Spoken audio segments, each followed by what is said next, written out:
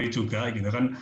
Biasanya ketika kenapa angin itu dia bergerak dari permukaan itu juga ke atas, kemudian dia akan melewati kembali ke bawah. Itu karena ada perbedaan density gitu, ada perbedaan massa. Terus kemudian sebenarnya ketika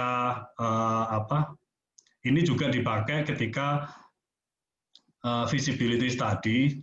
Biasanya di visibility study itu kita akan mengukur humidity. Humidity ini akan satu paket dengan kecepatan anginnya, karena di alat ukur tersebut biasanya kita pakai MADMAS itu.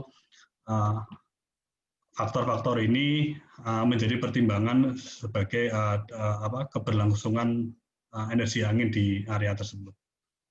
Lanjut, Mas. Ya, ini yang tadi itu kan, jadi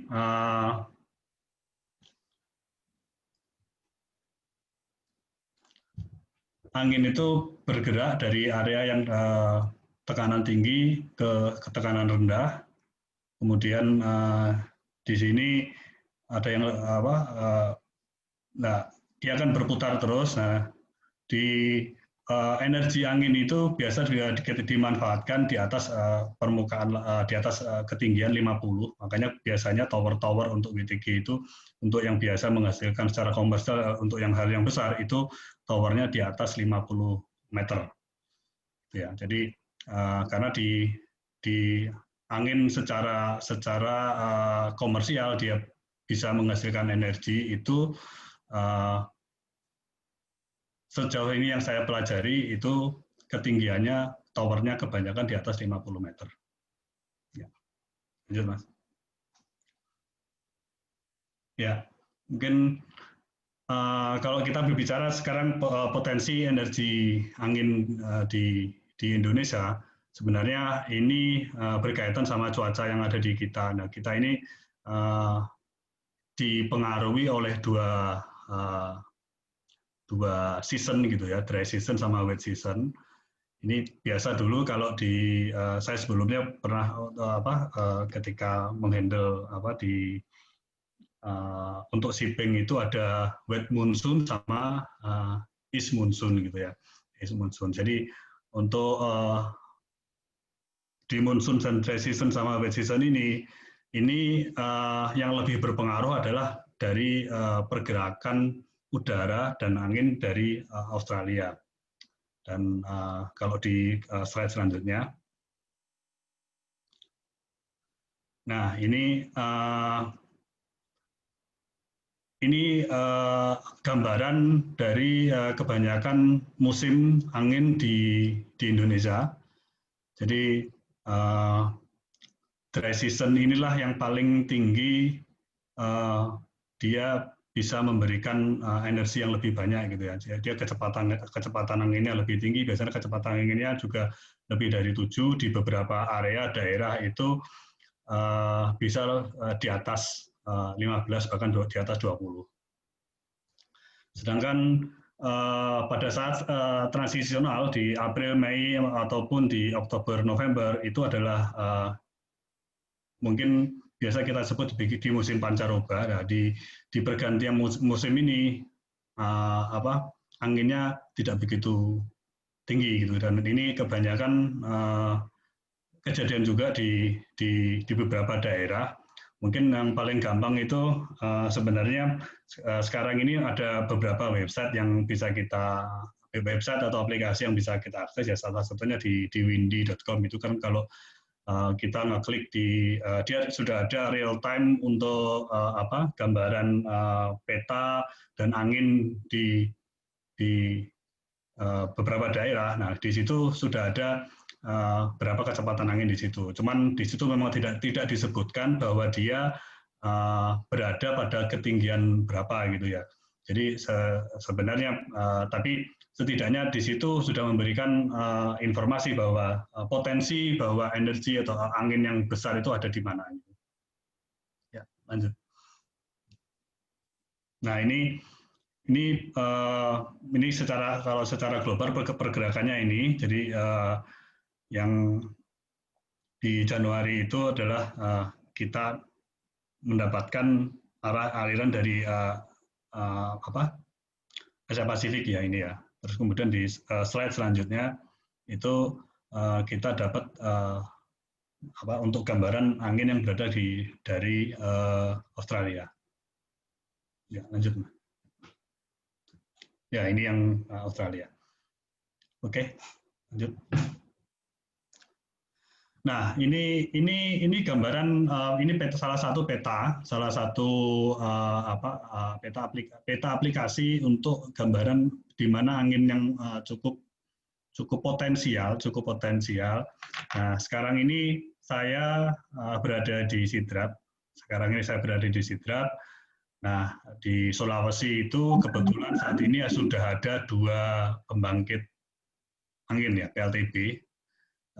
Satu di UBC, satu lagi di Jeneponto, itu dari Vena.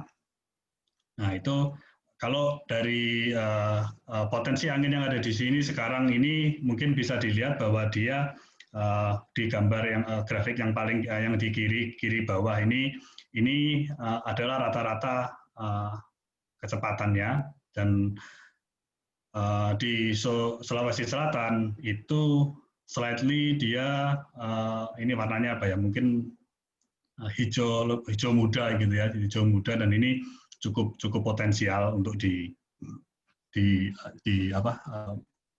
untuk energi angin di sini. Cuman yang kalau bedanya, jadi sebenarnya kalau saya lihat ini di sini, karena di sini sekarang sudah ada dua PLTB. Sayangnya kalau menurut saya, antara PLTB di sini dengan PLTB yang satu lagi itu seasoningnya sama gitu kan. Jadi ketika satu musim itu kita mendapatkan di high season, di sana juga sebenarnya juga sama. Jadi ketika low di sana juga low, di sini juga low gitu kan. Jadi kalau nggak salah dulu itu gambaran ketika PLTB-nya itu dibangun di 2 area ini adalah mungkin salah satunya ya bisa saling melengkapi gitu ya. Terus kemudian untuk di area yang lain yang potensial itu ada di daerah Jawa Barat bagian selatan, kemudian di Sumatera Utara, terus di beberapa area di Nusa Tenggara dan di Papua. Lalu kemudian ada di Ambon juga.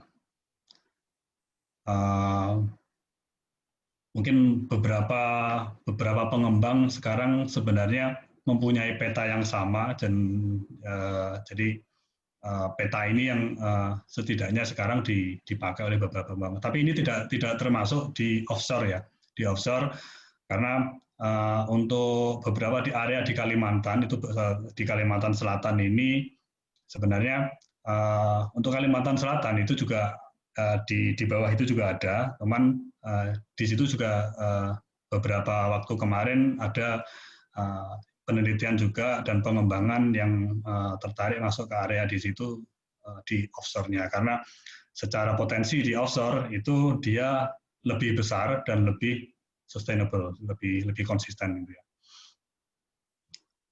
Baik, mungkin itu lanjut.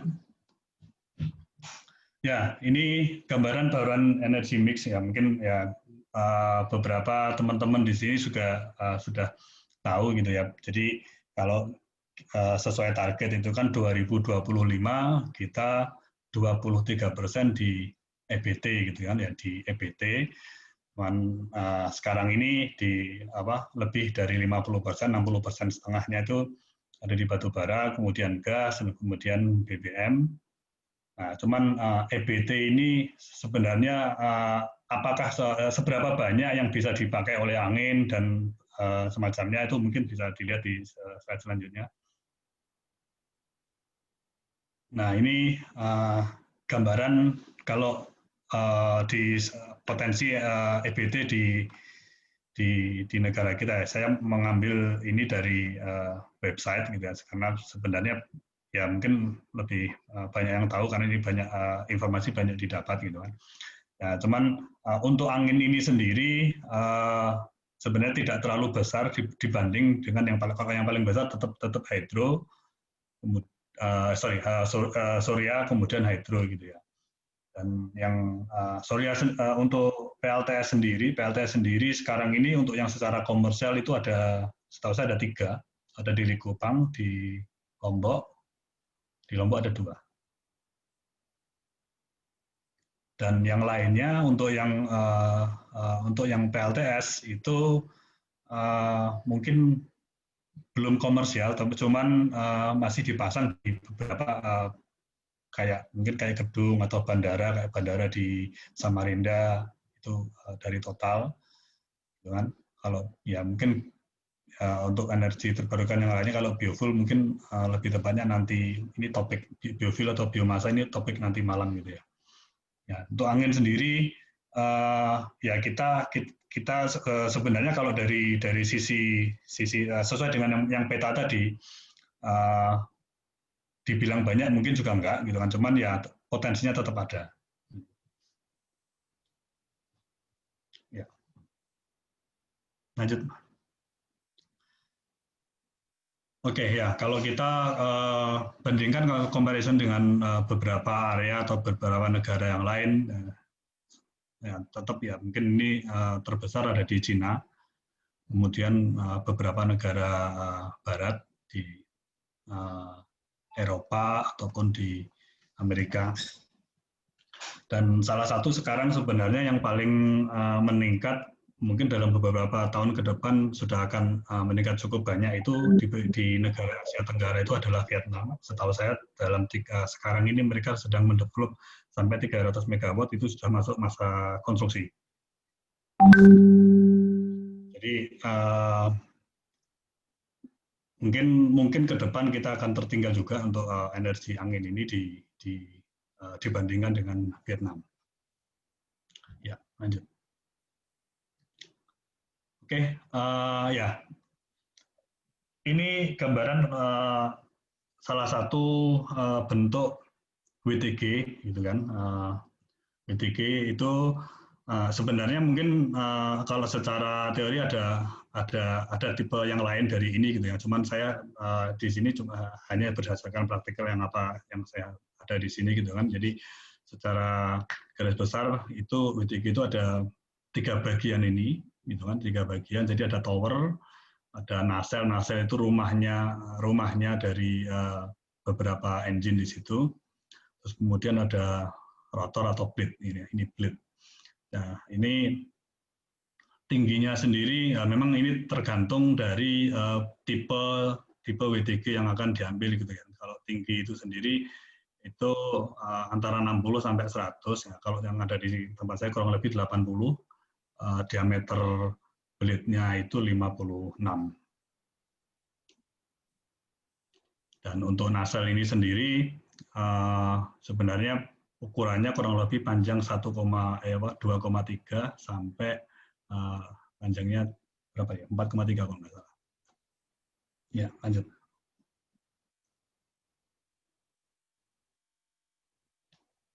Ya, ini beberapa komponen-komponen yang ada di dalam nacelle itu sendiri.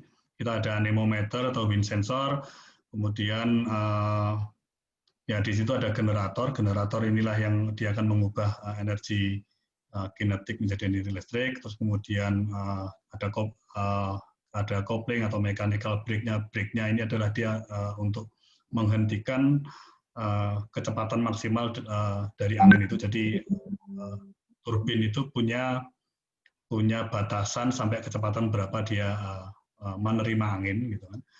Terus ya ini ada blade-nya, ada pitch drive, terus kemudian ini main bearing-nya.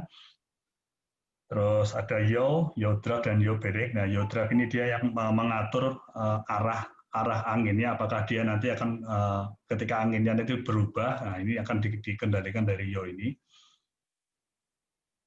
Kita bisa bahas di slide berikutnya.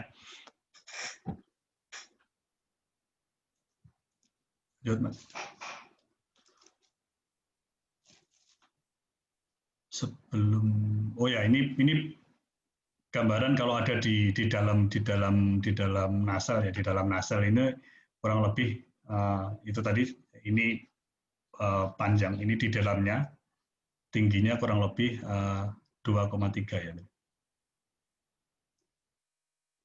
Ya, lanjut Mas. Nah ini part-partnya.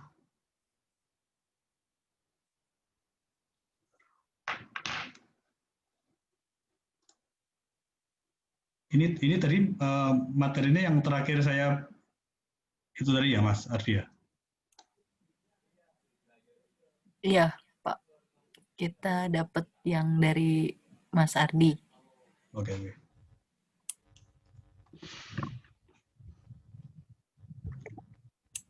Kita lanjut, Pak. Ya, nah, oke. Nah, ini ada ini parts yang ada di WTG, yang pitch ini adalah di blade-nya itu sendiri, dia akan bergerak memutar untuk menggerakkan turbin, kemudian kita punya rotornya itu sendiri juga, terus tower itu dia yang ya towernya itu sendiri untuk sampai ke atas ketinggian 80 meter. Tower itu sendiri ya berarti kurang lebih materialnya ini kayak besi baja gitu kan, cuman dia ditanam kayak ada tanam gitu kan, dan blade-nya itu tadi diameternya 56 meter sendiri, dan itu mungkin gambaran kalau konstruksinya itu sendiri, kalau mungkin beberapa dari kita sudah pernah melihat gitu ya, jadi konstruksinya sendiri itu cukup challenging gitu kan ya, jadi dia membawa blade dengan panjang segitu melewati dengan pemukiman itu harus merubah beberapa fasilitas publik itu saya. Mungkin kalau di sini kita dari Parepare itu beberapa jembatan harus dimodifikasi gitu kan. Gitu. Ya, lanjut.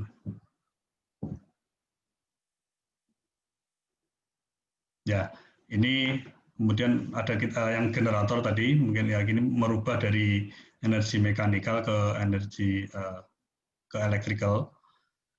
Terus kita punya di sini dari putaran rotor itu dia akan masuk ke low speed shaft, dan dia akan memutar gearbox. Dari gearbox ini dia akan memutar di generator untuk merubah mekanikal menjadi electrical. Nasel ini tadi adalah kayak rumahnya di dalam WTG. Di situ mungkin di semua parts di situ ada di situ. Ya ada di generator, controller dan segala macam, ya, terlihat seperti di gambar ini. Ya.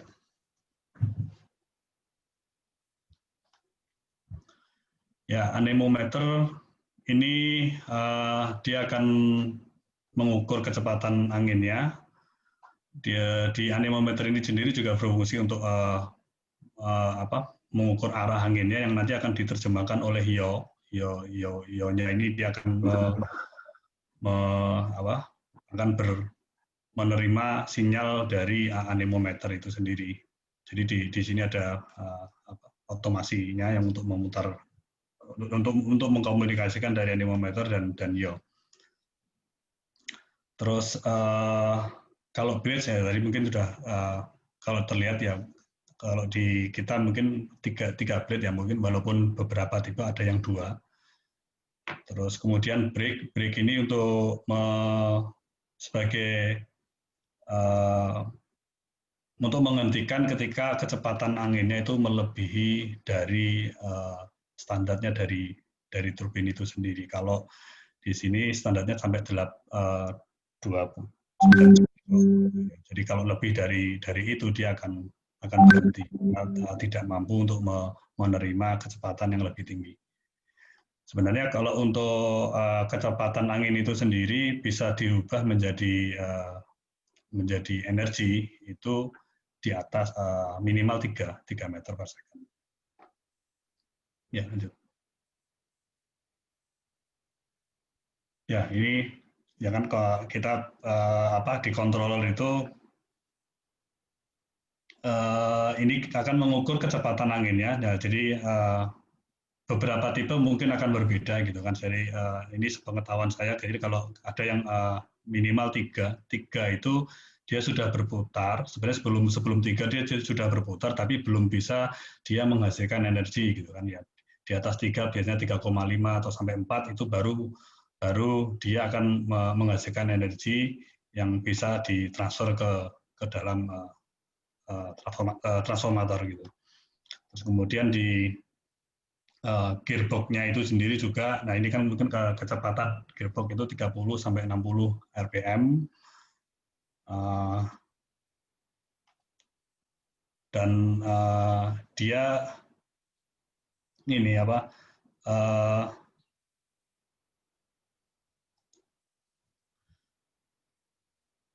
gearbox ini yang paling ini ya apa paling berat kalau dari sisi semua parts yang ada di dalam nacelle ini dia yang paling berat karena dia isinya di sini kayak ada generator gitu ya di dalamnya di gearbox dan generator itu. Ya. Ya. Lanjut.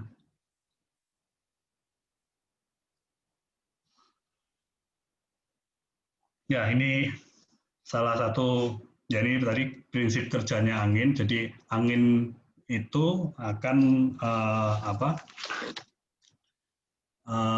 datang sesuai dengan nomor satu. Jadi kita langsung sesuai dengan di sini nomor 1, 2, dan 3 itu adalah urutannya dan dia akan diterima sesuai dengan kalau ini kita jelaskan ada huruf A, B, C, D. Nah itu prosesnya dia diubah menjadi energi gitu kan.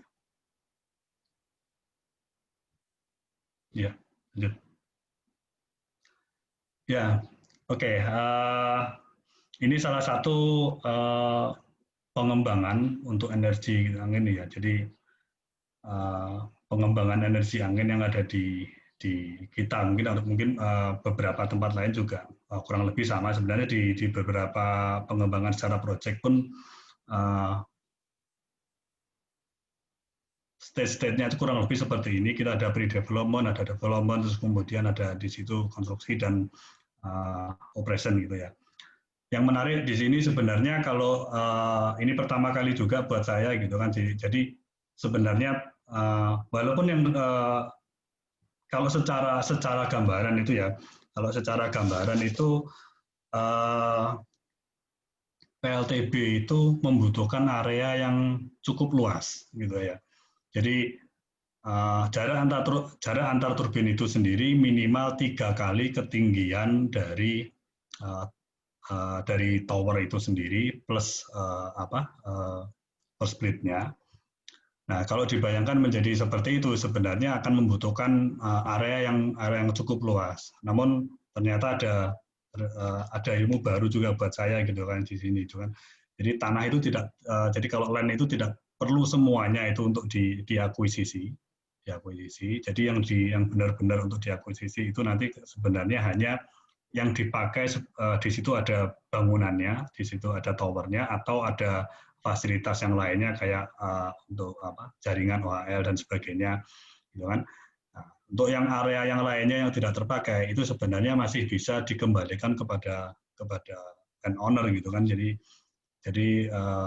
istilahnya tuh di lease back. Jadi di lease back dan tidak dibeli untuk tidak diakuisisi semua, dan itu juga memudahkan dalam artian pengendalian environment ya, mungkin kayak CSR dan sebagainya gitu kan ya. Jadi mungkin di mana-mana gitu kan untuk fungsi terhadap ramah lingkungan ini bukan hanya lingkungan secara ya ramah lingkungan gitu, tapi lingkungan itu adalah lingkungan masyarakat gitu kan. Jadi praktek seperti ini saya rasa common gitu ya, common dari di beberapa negara di luar gitu kan. Jadi cuman yang membuat susah itu adalah ketika sebuah proyek itu menerapkan seperti ini dan dia mendapatkan pelimpahan sebagai objek vital nasional, nah itu menjadi challenging gitu kan. Jadi objek vital nasional salah satunya mensyaratkan bahwa area itu adalah restricted area, tidak bisa diakses oleh beberapa orang yang tanpa izin. Cuman di sini salah satunya adalah orang yang si empunya lahan itu masih bisa menggarap lahannya, gitu. Menggarap lahan mungkin kalau beberapa teman-teman yang sudah pernah ke sini, di sini juga masih banyak yang corn farming gitu ya, petani jagung juga, gitu kan. Jadi dan mereka punya akses, gitu kan. Dan malah sebelum pandemi sekarang ini biasanya setiap liburan panjang itu ada semacam wisata gitu kan, wisata yang dikelola oleh community setempat, gitu kan, di komunitas setempat, dan itu juga salah satu pemberdayaan masyarakat gitu kan, program dari CSR gitu kan. Jadi ya memanfaatkan area itu untuk sebagai wisata, kemudian mungkin memberikan fee kepada mereka itu sebagai pemasukan gitu ya. Jadi kurang lebih seperti itu. Ini untuk akuisisi lahan sendiri semacam ini itu menurut saya kalau bahasa itu baru, hal yang baru. Jadi tidak semua kita akuisisi dan itu bisa dikembalikan lagi kepada pemilik lahan dan dengan perjanjian bahwa masih bisa memanfaatkan lahan di sekitar area itu, gitu kan. Cuman ya pemilik lahan ini yang harus di-maintain, gitu kan, di-maintain dalam artian kita identifikasi atau satu-satu, terus bagaimana mereka bisa ya kita kontrol, gitu kan. Jadi nggak kayak seperti diberikan akses pas masuk, gitu. Nah, untuk yaitu salah satu stage di pre-development adalah di sisi lahan. Kalau di development sendiri, ini adalah common juga di Met Tower. Met Tower itu akan dipasang secara teorikal itu dia kurang lebih 1,5 sampai 2 mil di area yang di situ akan menjadi potensi energi anginnya yang cukup besar. Di Met Tower itu dia sebenarnya ini generally sepertinya sama gitu, antara Met Tower yang dipasang untuk dia mengukur energi angin dengan mengukur dia untuk PLTS itu sama gitu ya. Jadi dia bisa mengukur, mengambil data kecepatan angin di situ berapa, termasuk di situ di dalamnya ada humidity, kelembapan dan sebagainya. Dan data itu akan dipakai sebagai analisis ke dalam visibility gitu kan. Terus ya mungkin yang lainnya untuk stage yang lainnya sebenarnya secara project itu kurang lebih sama gitu kan ya. Kita ya ada site control, transmission dan utility, mungkin di beberapa pembangkit juga menggunakan seperti ini juga. Dan terus kemudian ada ini kalau yang di merah kedua itu adalah PPA gitu ya. Cuman ya PPA ini yang jelas berarti dengan PLN gitu ya. Karena kalau kita secara komersial adalah buyer di kita itu adalah dari PLN. Financial close mungkin common di beberapa projects ini dengan lenders. Nah, untuk stage construction-nya itu dari karena tipe turbin itu adalah ada yang tidak bisa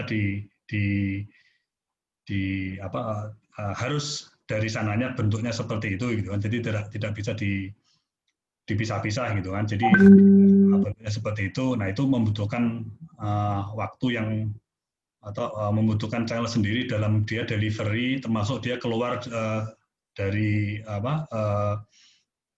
dari pelabuhan, terus kemudian dia delivery-nya sampai ke site gitu ya. Itu mungkin di beberapa video di YouTube itu banyak menyajikan informasi seperti itu gitu kan, karena itu membutuhkan kayak semacam truk yang rodanya jumlahnya ratusan gitu kan ya, jumlahnya ratusan itu yang terus. Nah, kalau untuk towernya sendiri ini juga sama, cuman dia bisa dua stage gitu. Jadi dengan ketinggian sampai 80 meter itu sendiri itu dibagi menjadi 3. Gitu kan. Jadi mungkin ada juga yang langsung satu gelondongan semua, tapi ada juga yang beberapa tipe dia datangnya langsung dengan panjang segitu gitu kan. Terus ya kemudian instalasi di dalam untuk engine-nya sendiri di nacelle itu di generator dan blades. Terus ya ini di stage konstruksi ini adalah untuk stage EPC gitu ya. Kemudian kalau sudah dia erected semua, kita masuk ke commercial operation gitu kan. Nah, sekarang ini sebenarnya kalau saya sendiri sekarang masuk di area operation dan maintenance gitu. Oke. Ya, baik. Lanjut. Ya. Ya, mungkin 2 slide ini saya bikin ini gitu kan ya. Jadi saya akan mulai dari yang mungkin beberapa itu yang nggak terlalu signifikan kalau menurut saya ini challenge-nya ke depan gitu kan ya. Jadi putaran turbin itu nomor 1 dan nomor 2 itu ya. Jadi dengan kecepatan mungkin katakanlah di atas 5 atau di atas 7 bahkan di atas 10 itu sebenarnya cukup. Kalau kita berada di bawahnya itu ya kalau dibilang noisy itu ya nggak noisy juga ya, cuman mungkin kayak wush itu cuma cukup kerasa gitu kan, cukup kerasa. Dan beberapa internasional itu mempermasalahkan bahwa putaran turbin itu mengganggu hewan, terutama burung gitu kan. Jadi malah di beberapa itu dipersyaratkan di kita bahwa berapa banyak dalam 1 tahun itu burung atau kelelawar yang mati akibat tertabrak oleh blade itu sendiri gitu kan. Ini menjadi catatan, dan itu juga menjadi catatan di kita dari tim EHS kita itu merekod ini semua juga gitu kan. Ini karena itu juga sebagai laporan ke lenders gitu. Nah, kalau nomor 3, kalau ini sih mungkin subjektif gitu ya, apakah secara visual orang lebih suka itu mengganggu pemandangan yang seharusnya itu tidak ada, menjadi ada tower dan blade gitu. Cuman kalau mungkin kalau menurut saya sih ini nggak terlalu signifikan juga, karena yang jelas mungkin karena ini baru juga di sini ini sebelum pandemi ya, karena sebelum pandemi itu setiap musim liburan panjang itu menjadi ramai, menjadi area wisata gitu. Jadi area wisata buat ya foto-foto atau ya kurang lebih seperti itu gitu. Oke, kemudian ya ini kalau dibandingkan dengan pembangkit yang lain, sebenarnya nilai investasi di wind turbine ini masih mahal gitu kan. Jadi masih mahal, karena dalam artian begini, ini nanti juga berkaitan dengan yang terakhir gitu kan. Jadi yang paling akhir ini saya pikir ini yang paling challenging untuk wind energy juga kita manfaatkan sebagai energi, karena mungkin beberapa teman-teman sudah banyak yang mengetahui bahwa di renewable itu salah satunya wind dan solar itu dia sifatnya intermittent gitu kan ya. Intermittent dalam artian kita tidak bisa sifatnya itu tidak konstan, jadi tidak sustain sepanjang tahun karena itu bergantung sekali kepada sifat alam gitu kan. Dan apa yang terjadi di tahun lalu, kalau sebenarnya apa yang ada di tahun lalu itu belum tentu juga sama dengan yang sekarang, walaupun mungkin secara seasonalnya itu kurang lebih sama. Cuman daily-nya itu nanti akan cukup fluktuatif gitu kan ya. Jadi akan cukup fluktuatif dalam artian begini. Kita misalkan mengharapkan sebuah PLTB itu misalkan dalam megawatt mungkin kurang lebih 100 megawatt gitu ya. Tapi sebenarnya 100 megawatt ini pun sendiri tidak bisa dianggap dihitung sebagai sebagai cadangan gitu kan ya, karena dari install capacity yang ada ini sebenarnya kita juga perlu tahu bahwa salah satu yang membuat dia ini intermittent itu sendiri karena sepanjang tahun sifatnya tidak sama gitu kan, karena seperti yang tadi ada perspektif untuk musim angin itu sendiri, kebanyakan di Indonesia sendiri itu dari bulan Juni sampai bulan September atau Oktober itulah seharusnya September itu adalah musim tinggi-tingginya energi angin. Terus ketika memasuki pancaroba tadi itu biasanya akan sangat ngedrop. Nah ini yang menjadi challenge itu di sini. Jadi maksudnya kalau dia dipakai sebagai base load, itu akan susah atau malah mungkin setahu saya belum ada wind power itu yang dipakai sebagai base load gitu kan, karena ya ketika tidak ada angin berarti tidak ada energi. Ya mungkin ya kita juga susah juga kalau mau ngomong kalau itu listriknya dipakai ke masyarakat. Kenapa listriknya mati? Sorry nggak ada angin, kan menjadi hal yang lucu juga gitu kan ya. Jadi ini tantangannya gitu kan. Makanya kenapa mungkin juga wind energy itu mahal, karena dari yang terpasang itu tidak bisa dipakai semua gitu kan, karena dan itu pun harus menunggu pemakaiannya berdasarkan seasoning gitu kan, berdasarkan season tertentu gitu kan. Nah, mungkin misalkan dari bulan Juni sampai bulan September atau Oktober. Nah, ketika masuk di musim yang lain, nah itu kita memasuki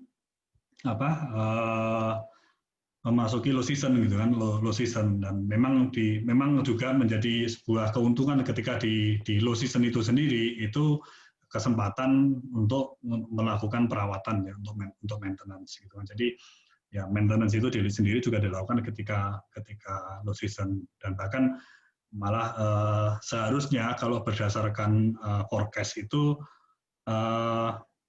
Oktober ini sudah turun cukup signifikan, namun sepertinya anomali musim di tahun ini itu kurang lebih berbeda dengan yang tahun lalu, dan energi yang dihasilkan tahun lalu pun lebih tinggi dari tahun ini. Terus kemudian yang bulan saya nggak tahu apakah musimnya itu juga bergeser gitu ya, antara mungkin sekarang ini katanya laninanya lebih panjang gitu. Itu di bulan Oktober ini yang seharusnya turun malah sebenarnya sekarang menjadi operasional produksinya lebih masih tinggi gitu, masih tinggi. Di slide berikutnya gitu. Nah ini gambaran aja gitu kan. Ini saya mohon maaf saya tidak bisa tampilkan angkanya langsung, cuma berikan gambaran aja gitu kan. Jadi bulan Juni, Juli itu energy base-nya itu adalah availability energy base-nya. Mungkin beberapa teman-teman yang berkecimpung di pembangkitan tahu capacity factor di bulan Juni dan Juli itu yang paling tinggi gitu kan ya. Jadi sebenarnya memasuki Juni sampai September itu atau Oktober itu adalah dia ya dalam artian dalam tanda kutip mungkin kayak panennya ya, mungkin panennya panennya di apa PLTB itu adalah kurang lebih di bulan-bulan itu gitu kan. Jadi ada angin, ada duitnya itu ada di bulan-bulan itu. Nah, di bulan April atau bahkan mungkin di November atau apa itu kadang-kadang kalau dilihat dalam satu hari pun bisa jadi kita nol nggak ada gitu kan. Malah beberapa kali juga ya itu nggak satu hari, ada beberapa hari juga gitu kan. Jadi nah itu yang menjadi tantangan gitu kan, menjadi tantangan gitu kan. Dan kalau soal peralatan, jadi harga investasinya sendiri dari BTG itu sendiri, mungkin beberapa referensi bisa mengatakan bahwa sekarang ini harganya menjadi turun gitu kan, harganya sudah turun gitu. Cuman ya ini karena yang diharapkan di kita sebenarnya dan seringkali juga mungkin mindset kita di beberapa, kalau kita ada diskusi dengan PLN atau mungkin dari yang lain gitu, apalagi orang salah mengertinya adalah itu tadi, kalau misalkan terpasang 100 bukan berarti setiap saat kita akan mendapatkan 100 gitu kan. Yang menjadi tantangan adalah ketika di bulan-bulan ketika dia menjadi turun, nah ini penggantinya apa gitu kan. Jadi kalau dia menjadi berdiri sendiri itu yang sampai sekarang belum bisa gitu kan. Dan kalau kita melihat di beberapa negara maju atau beberapa negara yang lain yang dia bisa menggantungkan seperti mungkin salah satu contohnya di Norwegia ya, mungkin karena mereka pemasangannya cukup masif, cukup banyak dan masif, dan itu bisa menggantikan salah satu dengan yang lainnya. Dan selain itu di sana yang membuat menjadi stable itu dia dipasang di offshore gitu kan, di offshore. Dan di offshore sendiri mungkin di di tengah laut itu mungkin secara energi dia lebih besar daripada di darat gitu kan. Dan itu memang investasinya jauh lebih mahal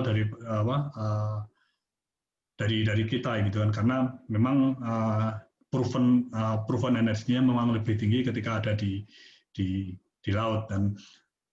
Dan sebenarnya sekarang ini ya salah satu yang menjadi potensial juga di kita itu adalah di Kalimantan Selatan, dengan yang kemarin Kalimantan Selatan atau di selatan Jawa Barat itu salah satunya dia cukup tinggi, dan itu paling tinggi di beberapa area di Indonesia gitu ya. Nah ini makanya dan kalau kita melihat dari sekarang ini kan ada dua gitu kan, di Sidrap ini sendiri, dan kemudian di Tolo, Jeneponto gitu kan, sama-sama di Sulawesi Selatan. Mungkin ke depannya karena channel-nya adalah seperti ini, itu baterai itu akan menjadi salah satu yang dipersyaratkan gitu kan dari PLN, karena yang menjadi masalah ketika dia bebannya turun itu juga akan mengganggu stabilitas di jaringan gitu kan ya. Jadi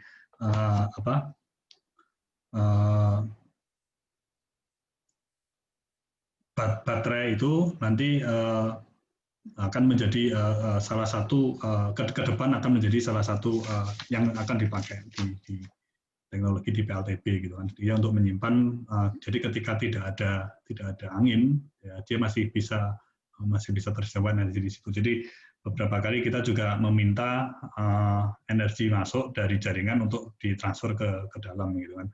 Jadi baterai itu salah satunya mungkin untuk menyimpan itu juga gitu kan. Oke. Lanjut. Oke, ya kalau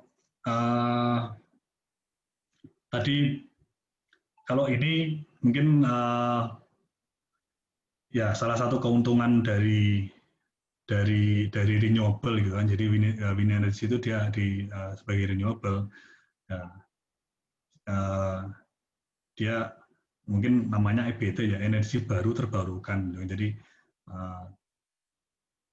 dia termasuk energi yang selalu terbarukan, tidak gitu kan. Kalau kita bicara dari sisi OM-nya gitu, operation maintenance sendiri, sebenarnya wind turbine itu hampir tidak ada limbah gitu ya. Kalau dibilang ada itu pasti tetap ada. Jadi kayak spare part itu sendiri itu juga limbah gitu ya. Berarti kan sisa-sisa spare part yang tidak dipakai itu adalah limbah. Terus kemudian untuk gearbox dan semacamnya yang di dalam nacelle itu sendiri dia membutuhkan lubricant ataupun grease. Nah itu yang jelas itu B3. Tapi sebenarnya jumlahnya tidak signifikan itu, dan itu pun cuma setahun sekali atau 2 kali aja. Jadi itu nggak banyak, paling cuma 200 atau 300 kilo. Nah, dan itu untuk semua karena juga kita tidak tappingnya juga tidak semuanya sama gitu kan ya, tergantung dari masa perawatan gitu kan. Ya, untuk yang cons mungkin ya, di sini saya ungkapkan bahwa ya dia bagus sih kalau untuk environment. Terus ya kalau ya ini mengurangi fossil fuel consumption ya, mungkin sebagai setidaknya mengurangi, walaupun tidak yang kalau slide sebelumnya tadi secara penuh itu sepertinya belum, kecuali kalau dia mungkin kayak sekarang ada tadi di Norwegia atau mungkin di UK gitu kan, dia diinstal secara masif di offshore. Nah, cuman cost-nya itu juga tinggi gitu kan, cuman ya nah ini challenge-nya karena kan kalau mungkin dibandingkan dengan negara kita ya mungkin kayaknya susah, masih agak susah sih. Dan yang salah satu menjadi menarik atau mungkin tantangan juga ya, karena di kita itu kan sekarang berdasarkan peraturan Permen tahun 2018 dari ESDM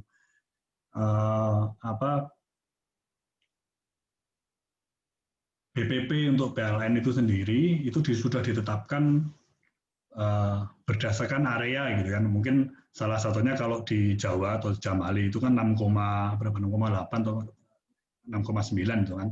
Dan sedangkan nah ini kalau dibandingkan dengan energi yang lain, karena mungkin kebanyakan penetapan ini kan berdasarkan mayoritas pembangkit apa aja yang ada di situ gitu kan. Jadi di Jamali itu kan mungkin mayoritasnya ada di batubara, karena dia selain itu batubara dia paling murah sampai sekarang di sini gitu kan. Dan dia makanya di Jamali boleh dibilang biaya pembeliannya itu adalah yang paling rendah gitu kan. Sedangkan mungkin di beberapa area di luar Jawa bahkan ada yang sampai di atas 20 sen per kWh gitu kan. Jadi kalau dipikir-pikir 20 sen per kWh itu kan kita dapat apa itu kan. Jadi kalau 10 sen sendiri aja dengan dolar 15.000 berarti kan kurang lebih 1.500 gitu kan. Berapa harga jual listrik yang harus kita beli gitu kan. Jadi kalau 20, nah kebanyakan sekarang mungkin dari beberapa pengembang itu tertariknya memang kalau di masuknya susah itu adalah di Jawa itu kan, karena kalau harus mengalahkan dengan existing gitu kan, apalagi yang di batubara itu susah gitu kan, apalagi kan 6,8 itu harga yang challenging gitu ya, sangat mungkin gitu kan. Mungkin kedepannya bisa gitu kan. Jadi cuman ya kita lihat gitu. Cuman ya beberapa sekarang pengembangan mungkin lebih banyak juga di luar Jawa gitu, maksudnya di luar Jawa ya, karena secara visibility harganya masih berdasarkan dari permen ESDM itu, atau paling tidak secara nasional itu kan rata-rata harga BPP-nya itu sekitar 7,9 kalau nggak salah gitu kan. Jadi ya areanya adalah bermain di situ. Jadi kalau masuk terhadap wind renewable sendiri itu sebenarnya mungkin lebih menguntungkan kalau mengambil di luar gitu. Makanya mungkin sekarang renewable kayak solar dan wind itu sendiri masih banyak secara komersial ada di luar Jawa karena biaya pokok pembeliannya adalah yang paling besar ada di luar Jawa. Oke, ya. Ya, jadi dia bisa mengurangi porsi pembelian fuel untuk fosil, terus ya itu tadi wind itu sendiri itu free, ya jadi untuk wind itu satu turbinnya itu sebenarnya tidak banyak menghabiskan area gitu kan, jadi hanya area yang didirikan bangunan turbin aja yang dipakai gitu kan, jadi sekarang ini makanya learning buat saya yang paling baru adalah ternyata ada konsep akuisisi land itu yang hanya yang dibeli saja, yang lainnya dibeli semua itu bisa di list back-kan ulang dan bisa dimanfaatkan oleh community setempat yang mempunyai area itu sendiri. Oke, untuk ya secara industrial dan domestik itu ya mungkin ini clear saja ya, di available dan ya low maintenance ya, kalau wind turbine itu low maintenance dan secara cost sendiri itu sebenarnya tidak sampai 1 sen. Itu average per tahun ya. 1 sen itu paling kurang lebih 200 atau 300 rupiah kWh. Kurang lebih segitu sih. Ya, itu aja dari saya. Terima kasih. Mungkin ada yang mau di-sharingkan. Menjawab nanti akan saya. Oke, terima kasih untuk Pak Pribadi atas pemaparan materinya. Ini sudah ada beberapa pertanyaan nih Pak. Oh iya, saya mau nanya. Nanti untuk materinya kita boleh share Pak? Silakan, nggak apa-apa. Jadi sebenarnya saya makanya mohon maaf gitu kan, karena yang saya share tidak menampilkan angka karena saya juga menjaga ke mungkin confidentiality itu. Oke, nggak apa-apa Pak. Yang penting untuk materi yang tadi diperbolehkan ya Pak ya, kita nanti untuk share-nya. Ini ada pertanyaan dari Desti Hernomita. Dia bertanya Pak, apakah dry season atau wet season itu mempengaruhi kinerja dari turbinnya Pak? Atau mungkin kita persilakan untuk Ibu Desti. Langsung jawab aja kali Pak, nggak apa-apa. Gimana? Mau diulang? Apakah, jadi maksudnya itu dari perbedaan musim itu, apakah nanti mempengaruhi dari kinerja turbin anginnya Pak?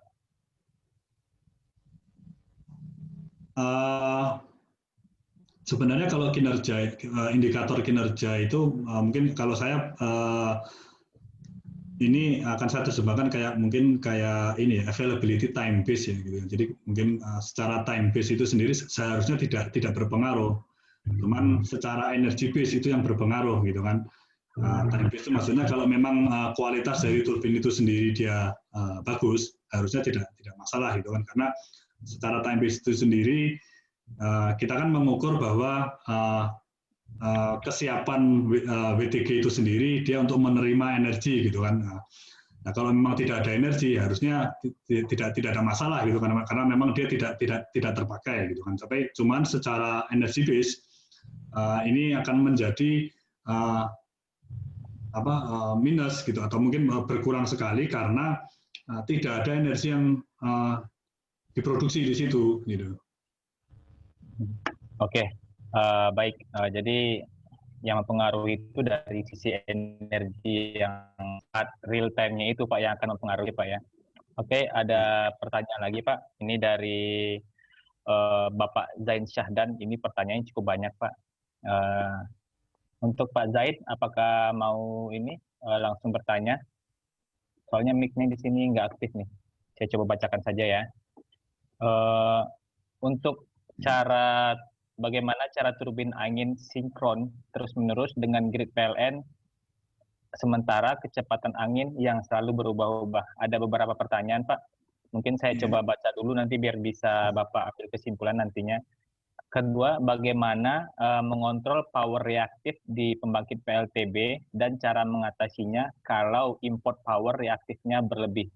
Terus ketiga, apakah sistem PLTB khususnya yang Bapak jelaskan bisa island mode? 4, sebagai pembangkit yang intermittent, bagaimana solusi internal perusahaan Bapak sebagai IPP untuk mengurangi efek intermittent pembangkit listrik tenaga bayu tersebut terhadap sistem PLN, Pak? Oke. Nomor 1 tadi apa? Saya lupa.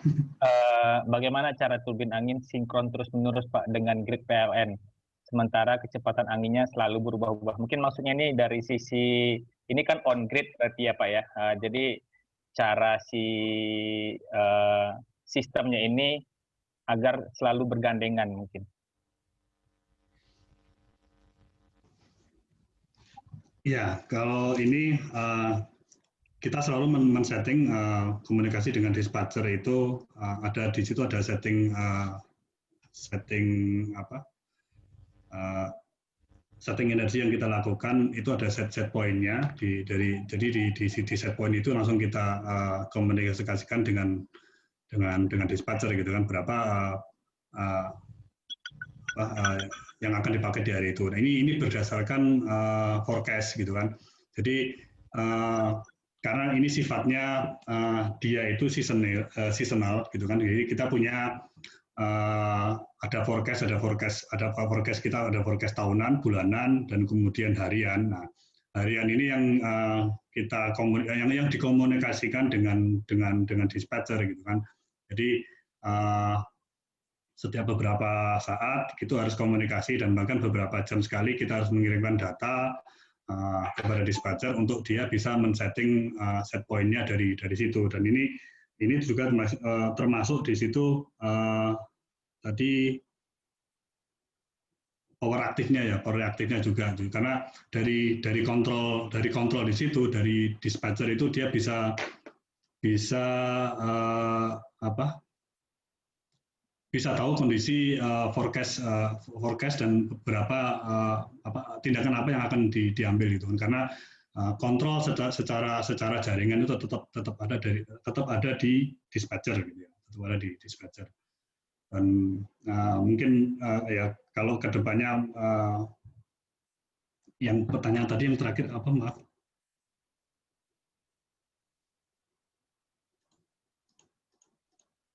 Halo?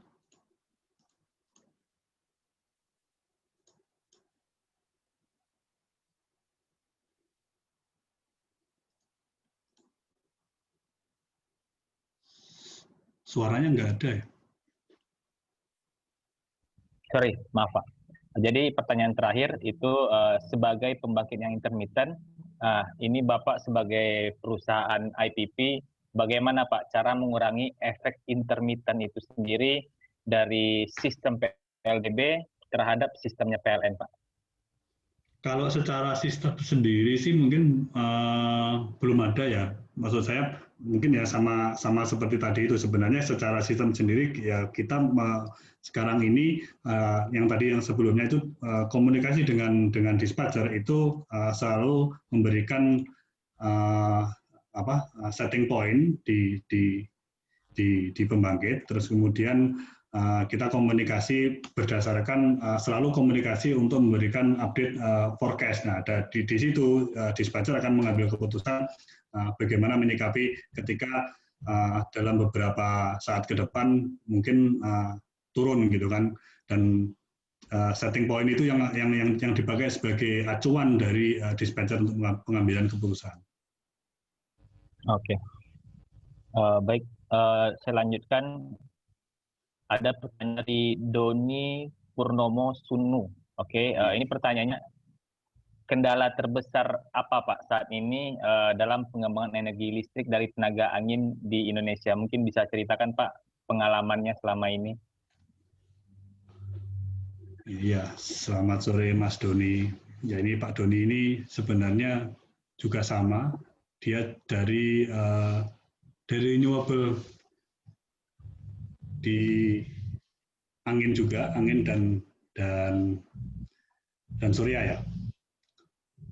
Kalau pengembangan, ya mungkin saya nggak bisa cerita banyak gitu ya, karena saya sendiri di industri ini juga baru 1 tahun gitu kan ya. Jadi baru 1 tahun. Cuman kalau menurut saya pengembangan itu tadi ya sebenarnya mindset seperti ya kayak intermittent itu sendiri, dan kita tidak bisa memakai ini sebagai base load gitu kan, sebagai base load, dan ini membutuhkan selain ya pemahaman bersama gitu kan, cuman dan apa investasinya di sini kan cukup cukup cukup cukup banyak gitu kan ya. Kalau Oke. kita bicara secara aturan gitu kan ya, mungkin saya nggak tahu apakah sebenarnya yang sekarang hangat dibicarakan itu mungkin beberapa pengembang lebih tertarik sekarang mendorong fit in tarif gitu kan, karena itu bisa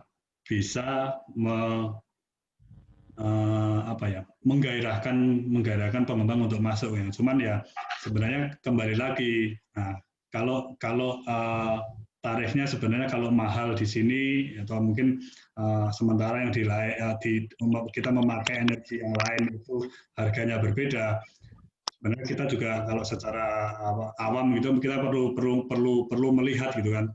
Sebenarnya dengan harga seperti ini masih visible atau enggak gitu kan buat PLN untuk membeli gitu kan. Jadi nanti PLN katakanlah membeli 1.000 tapi menjualnya 800 gitu kan. Berarti kan itu kan sebenarnya nombok gitu kan. Jadi nah itu apakah fit in tarif ini membangkitkan investasi, tapi tetap bahwa sebenarnya decision maker-nya itu nanti sebenarnya ada di PLN gitu kan, atau mungkin di renewable ini sendiri itu ada semacam kayak insentif gitu kan, kayak insentif gitu kan, karena kalau kayak angin itu sendiri kan tidak bisa menjadi base load ya. Mungkin kalau semalam kita dari Bu Jina di nuklir atau beberapa waktu yang lalu sama Pak Bob itu mungkin ke depan itu thorium gitu kan,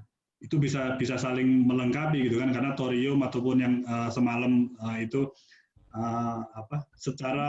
secara investasi dua tipe ini adalah cukup murah gitu ya, cukup murah itu kalau kejadian gitu. Cuman ya itu, tapi dua tipe ini kan restrictionnya kan dari sosial gitu ya, cukup restricted dari sosial. Oke, kita lanjut Pak. Memang sih kalau untuk masalah harga ini Pak, sedikit ini Pak ya, sedikit dilema karena renewable energy sendiri untuk ingin berkembang dia juga harus bergairah juga. Iya, Oke, ya, soalnya saya juga bergerak di renewable Pak, saya di PLTS juga tidak sama Pak untuk harganya, pastinya kita menjual ke PLN itu masih murah Pak. PLN menjualnya di harga yang standar sesuai TDL. Kemudian ada pertanyaan dari Yuryadi. Ini capacity factor dari PLTB Sidrap itu berapa Pak? Kurang lebih di angka 30. Kurang lebih di angka 30. Dan sebenarnya secara average kalau kita lihat di beberapa tempat ya, mungkin kalau browsing gitu kan, PLTB itu antara 25 sampai 40 gitu ya, antara 25 sampai 40. Jadi dan itu pun tidak konstan sepanjang saat gitu kan, karena dia akan berfluktuasi mengikuti angin itu, atau kecuali kalau memang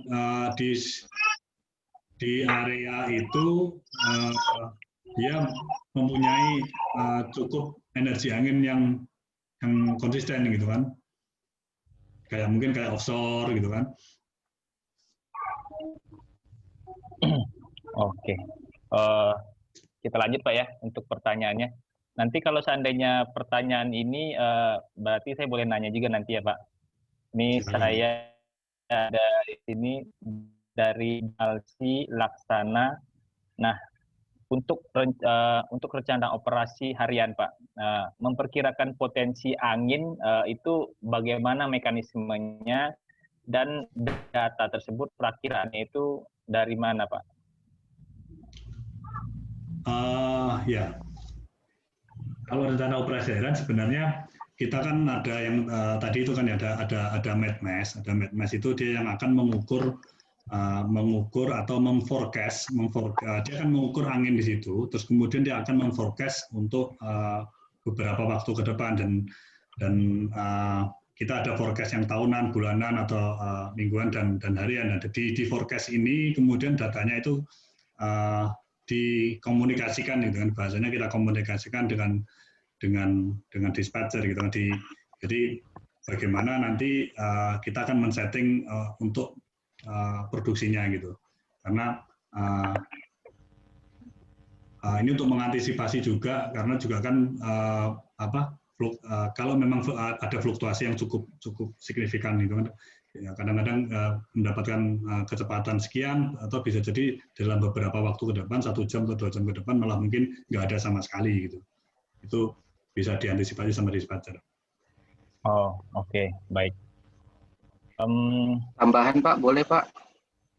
Iya. Ya, silakan. Iya. Itu per jam Pak ya untuk forecast-nya Pak?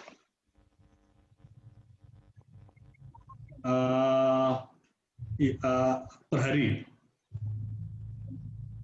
Per hari. Oh, per hari ya. Ya, per hari.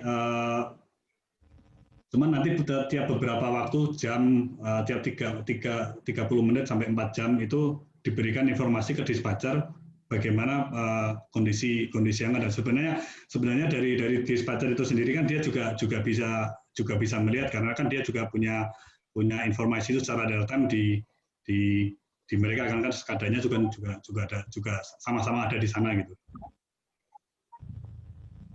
Kalau data dari BMKG apa bisa digunakan, Pak?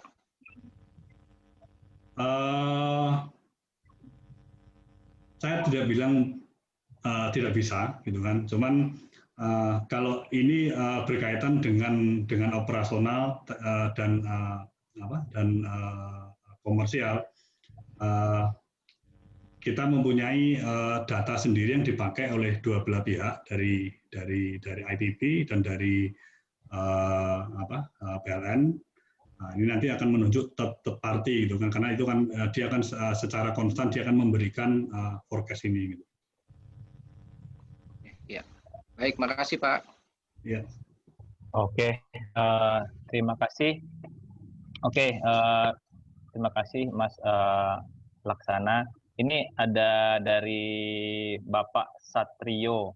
Mungkin bisa langsung aja ya Pak, kalau ini untuk tanyaannya. Saya coba ini.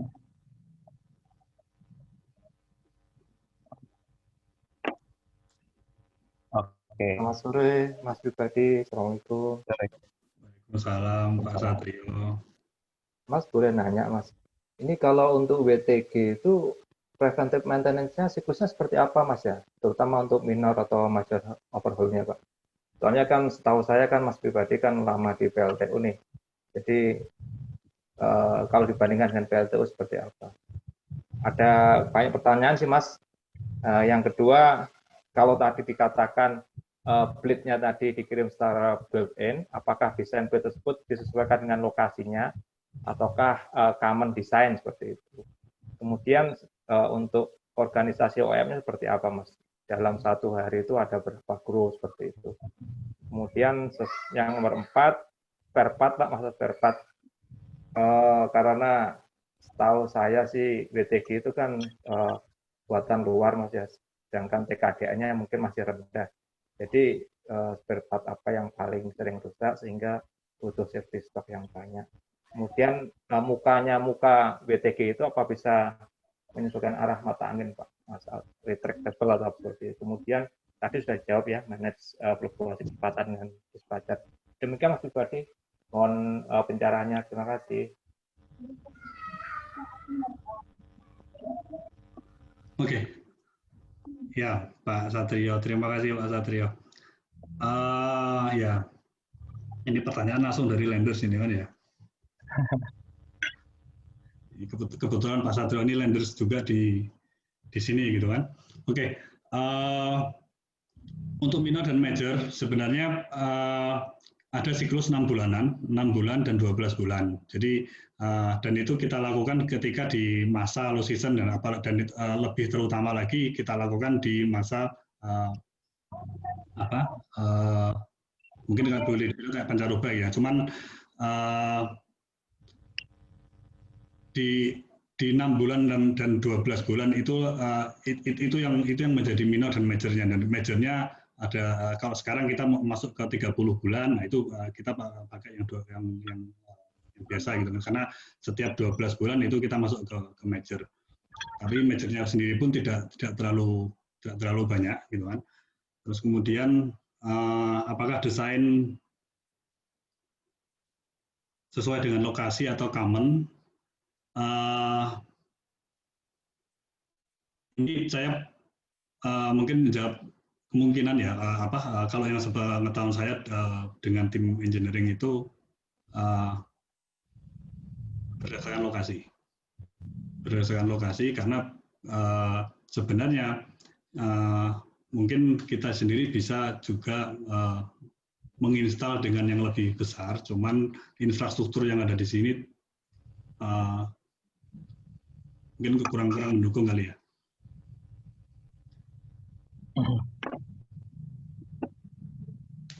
Oke, kalau untuk struktur OM ini sebenarnya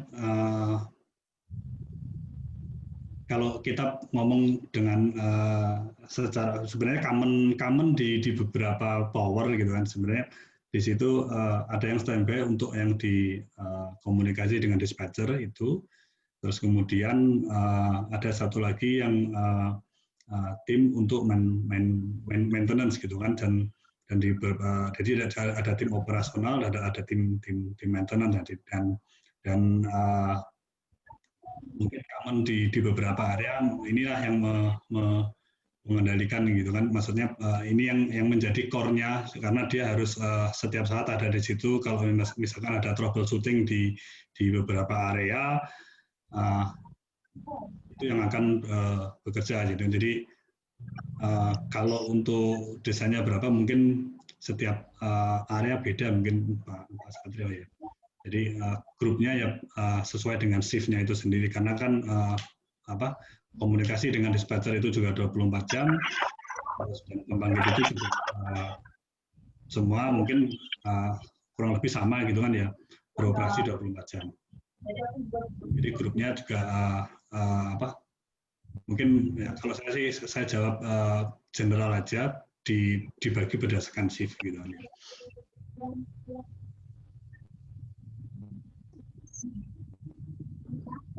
Oke, kita lanjut Pak. Itu masih ada lagi nih untuk apakah WTG tersebut mukanya bisa menyesuaikan arah mata angin, itu sudah Pak ya? Oh, kalau iya bisa, itu bisa dia bisa menyesuaikan arah mata angin. Jadi kan makanya itu ada penggerak IO kan, dia yang akan mengatur kemana dia akan berputar itu kan, karena kalau arah anginnya berubah, jadi secara otomatis komunikasi antara IO dengan anemometernya ini akan memutar dari penggeraknya itu. Oke. Sudah canggih Pak ya, dia bisa menyesuaikan. Kemudian ini dari Pak Andri Sentano. Nah ini pertanyaannya langsung ke Bapak ini. Kalau mau cari proyek PLTB buat skala desa di mana ya Pak? Mungkin beliau meminta saran dan rekomendasi Pak. Skala desa ini yang seperti apa ya? Kalau mungkin tidak akan sebesar, kan tipe WTG ya, tipe turbin itu juga berbeda-beda gitu kan. Mungkin ada juga yang di bawah 2 mega itu juga ada satu turbin gitu kan. Jadi sedangkan kalau kira-kira di mana gitu kan, karena mungkin saya nggak terlalu hafal juga gitu kan. Mungkin Pak Malik itu bisa melihat juga itu, mungkin kalau di aplikasi atau mungkin di beberapa website itu ada dia menyediakan real time kecepatan angin di situ. Jadi apakah di situ visible atau tidak itu. Dan itu bisa disesuaikan dengan apa tipe turbinnya gitu. Oke. Tapi untuk yang di ini Pak, turbin-turbin yang kecil-kecilan saya ada lihat itu harganya sekitar 2 jutaan, itu gimana menurut Bapak? Menurut saya sih oke, itu bisa dipakai. Jadi makanya kalau skala itu tergantung di mana dia akan diinstal gitu kan, karena dia menyesuaikan dengan potensi energi yang ada di situ gitu. Oke, baik. Cuman Ya. secara energi sebenarnya sebuah angin tadi, kalau secara teori tadi kan ya kita akan mendapatkan angin itu akan lebih besar ketika di ketinggian di atas 40 atau 50 meter gitu kan, sampai 100-an. Jadi ya mungkin kalau memang dia kecil ya memang ya skalanya juga nggak begitu besar juga gitu. Oke, baik, berarti kalau saya pasang di daerah rendah anginnya angin-anginan ya Pak ya. Oke, kita lanjut ke pertanyaan. Ini ada dari Pak Heri Pasca. Mungkin saya persilakan untuk bertanya langsung Bapak. Oke, selamat sore. Bagus sekali Pak Pribadi ininya sharingnya mengenai yang angin ini. Pertanyaan pertama saya, apakah dimungkinkan Pak kayak seperti di Belanda? Di Belanda kan rumah-rumah itu memiliki kincir angin. Apakah memang ada teknologi wind turbine untuk perumahan yang bisa stand alone seperti itu? Mungkin itu yang pertama saya sih. Terus yang kedua itu terkait apakah saat ini ada teknologi baterai untuk penyimpanannya, karena memang kalau new renewable energy kan memang bauran dia memang harus istilahnya campur sari lah dengan energi-energi lainnya, tidak bisa ini dan juga harus disimpan. Mungkin apakah memang ada kerjasama sama Tesla mungkin yang akan masuk ke Indonesia, mungkin dia mau bikin pabrik mobil listrik, bisa kerjasama juga mungkin dengan perusahaan Bapak untuk bikin baterai seperti di Australia, berapa gigawatt untuk bisa menyimpan baterai, menyimpan daya listrik. Terus terkait yang ketiga itu berapa efisiensi energinya Pak untuk PLTB ini? Kalau batch limit ratio itu kan memang maksimum perubahan dari energi kinetik ke energi mekanik itu angin itu hanya 59%. Teori dari batch. Kalau aktual kenyataannya berapa mungkin yang dari energi angin itu yang kinetiknya bisa diubah menjadi energi mekaniknya. Mungkin gitu. Terus yang keempat, apakah memang ada rencana seperti di Cina Pak, misalkan pembuatan blade segala macam itu bisa dibikin kayak industri rumah tangga, sehingga memang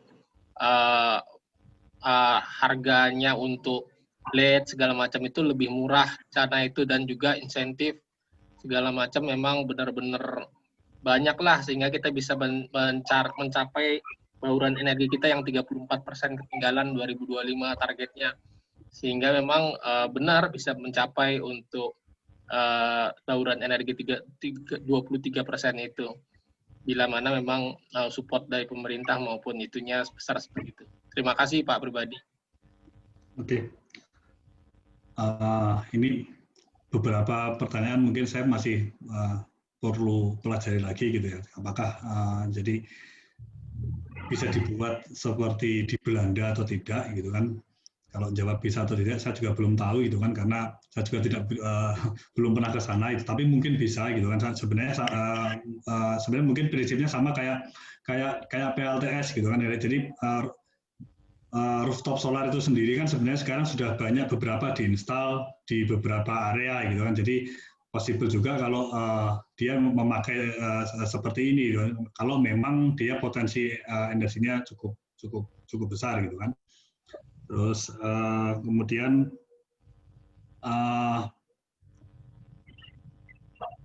teknologi baterai gitu kan. Jadi teknologi baterai sebenarnya sekarang ini cukup kalau nggak salah sudah banyak, tapi saya tidak hafal berapa lama dia akan bisa menyimpan energi itu sendiri.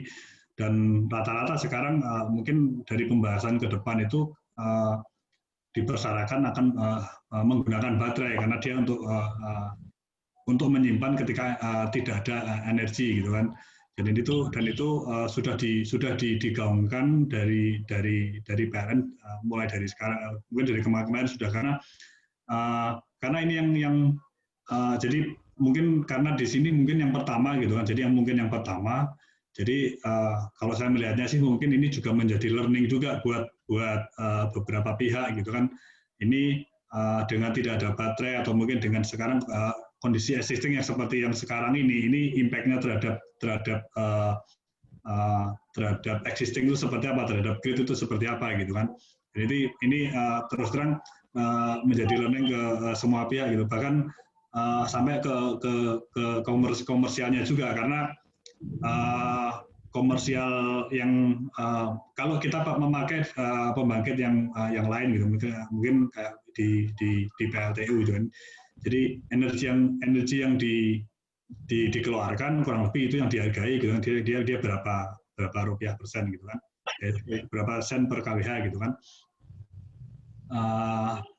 atau berapa rupiah per kWh. Nah, sedangkan mungkin kayak PLTB ini nggak bisa langsung sekaligus dia dikonversikan menjadi komersial seperti itu gitu. Ada faktor lain. Nah, faktor lainnya itu salah satunya adalah ya untuk produktivitas. Ini produktivitas mungkin hubungannya dengan pertanyaan yang sebelumnya tadi ya. Jadi maksudnya ketika mungkin tidak ada energi atau tidak ada angin, sebenarnya dia efisiensinya seberapa gitu, dan faktor ini dimasukkan ke dalam komersial gitu. Dan ini terus terang cukup beda, dan saya baru pertama kali juga melihat yang seperti ini karena di sini diperhitungkan efisiensinya juga, dan dari pembahasannya itu bahwa dia menghitung, jadi nanti kayak mungkin gampangnya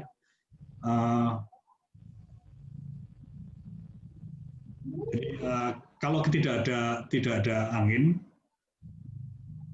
kalau ada angin tapi dia tidak produksi, takutnya dia tidak bisa berfungsi secara maksimal gitu kan. Jadi berapa produktivitasnya dari masing-masing BTG itu.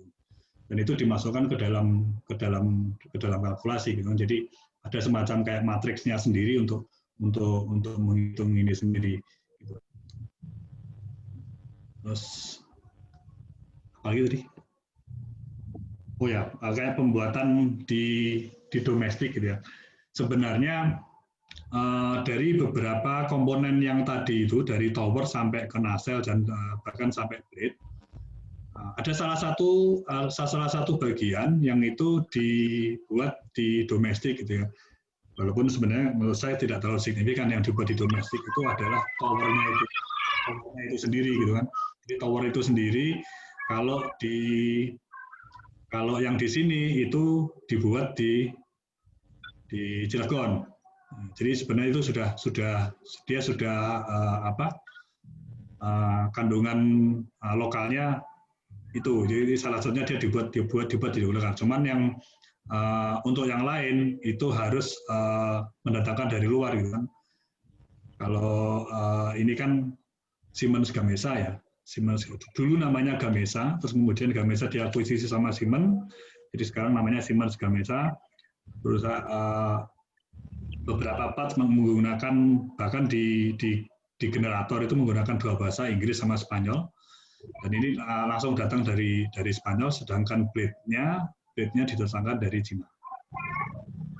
Mungkin beberapa waktu yang lalu, kurang lebih sekitar awal tahun ya, Januari atau Februari itu sebenarnya saya di sini kedatangan tamu juga gitu kan, kedatangan tamu itu dari Pusat Studi Energi di UGM gitu kan, mereka itu mau memetakan sebenarnya seberapa kesiapan dari lokal industri untuk mensupport renewable energy gitu kan, salah satunya salah satunya adalah PLTB. Dan ya mungkin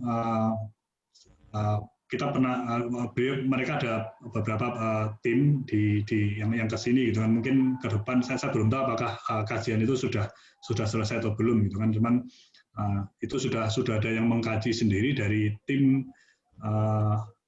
kajian energi. PSE ya, UGM. Saya Pak Den Darlianto ya Pak? Ya benar, iya, Pak Den. Dosen saya kebetulan. Ya. Beliau kan direkturnya, ketua apa sih? Saya lupa namanya. Pusat Studi Energi, Pak. Ya, Pusat Studi Energi. Beliau direkturnya. Itu waktu itu ada 5 atau 6 orang gitu ke sini gitu kan. Bulan Januari sampai Februari.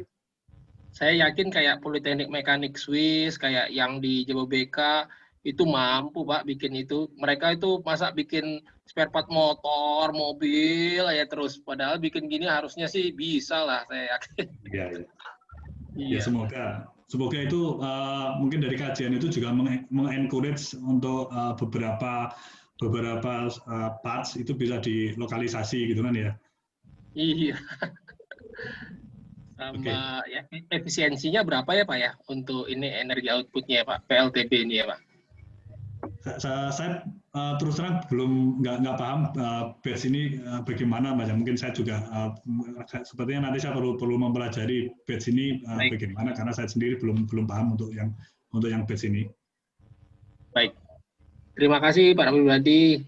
Ya. Oke, terima kasih Pak Heri ya. Saya cukup setuju Pak untuk yang mudah-mudahan kita dari kedepannya itu banyak Pak anak-anak muda yang bisa berjuang, yang mudah-mudahan kita bisa manufacture lah Pak, semakin banyak yang bisa kita bikin gitu Pak, agar tidak bergantung dengan produk-produk dari luar. Oke, ini kita sudah jam 4 lebih 45, mungkin ada tersisa satu pertanyaan buat Pak Pribadi. Lebih baik saya langsung ini ya, ada pertanyaan dari Bapak Malik Abdul Rahman. Saya persilahkan untuk Bapak langsung bertanya kepada Pak Pribadi. Siap, terima kasih. Assalamualaikum. Ya, waalaikumsalam Pak Malik.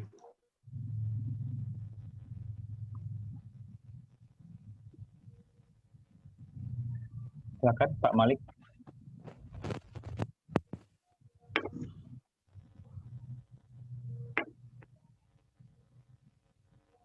Pak Malik. Halo. Iya Pak. Silakan. Kedengaran kah? Oh, udah. Jadi kebetulan sama topiknya dengan tugas akhir saya. Tapi tugas akhir saya di bagian blade-nya. Pertanyaan yang pertama itu, untuk di Indonesia kira-kira daerah mana yang potensial untuk dikembangkan atau dipasang PLTB? Terus yang kedua, lebih potensial mana antara PLTB yang pakai skala kecil dibanding skala besar? Maksudnya satu turbin dengan generator misal 500 kW dengan 1 megawatt itu lebih potensial mana? Dilihat dari segi anginnya. Terus untuk blade sendiri itu kan atau turbin angin itu kan dilihat performanya dari 3 hal. Struktur, aerodinamis, performance, sama noise. Nah, untuk di realitinya itu kebisingan, toleransi untuk kebisingannya itu berapa Hz ya? Kira-kira bisa kayak toleransi untuk tidak mengganggu pemukiman di sekitarnya. Terus tadi untuk pemasangan blade itu kan pembuatannya kan berdasarkan lokasi yang mau dipasangi PLTB. Jadi konsepnya itu berarti kan disimulasi pakai software, terus diverifikasi pakai eksperimen dulu atau cuma di running di software saja? Kalau di running di software saja, verifikasinya kira-kira seperti apa? Terus tadi kan untuk blade-nya itu kira-kira materialnya seperti apa ya? Soalnya kalau dipasang di dekat pantai itu kan nanti kena korosi. Dan untuk angin sendiri itu kan tidak bisa dipastikan sama untuk tahun sekarang sama beberapa tahun ke depan. Bisa jadi tahun ke depan range anginnya itu berubah jadi tidak efisien. Terima kasih.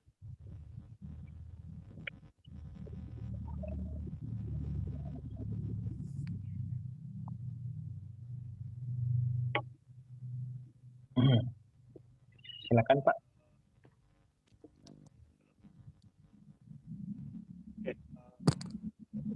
Nanti ada beberapa yang pertama tadi di daerah mana saja yang potensial itu ya. Iya, Pak Pribadi suaranya agak kecil ya.